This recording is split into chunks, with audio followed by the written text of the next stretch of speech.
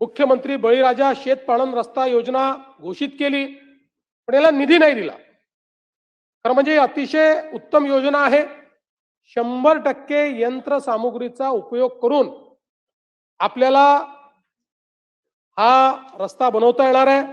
याकरता गौण खनिजावर स्वामित्व शुल्क आपण माफ केलेलं आहे आणि मुर्मीकरणाकरता 15 लाख रुपये त्या ठिकाणी आपण प्रति किलोमीटर दिले आहेत. आमदार जे आहेत स्थानिक त्यांच्याच अध्यक्षतेखाली समित्या त्या ठिकाणी निर्माण करतो आपण. प्रत्येक कामाचं जिओ टॅगिंग आणि कोर कटिंग आपण करतो आणि जी काही वेगवेगळी प्रकरणं आहेत ते सांगून आपल्याला वेळ घेत नाही, पण आमचे महसूल मंत्री यांच्या अध्यक्षतेखाली समिती होती.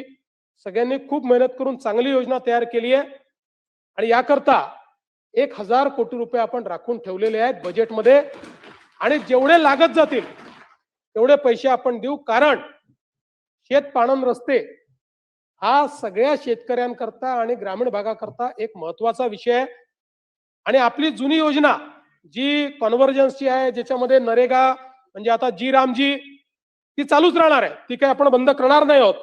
पण या योजनेमुळे अत्यंत वेगाने आपल्याला हे काम करता येईल.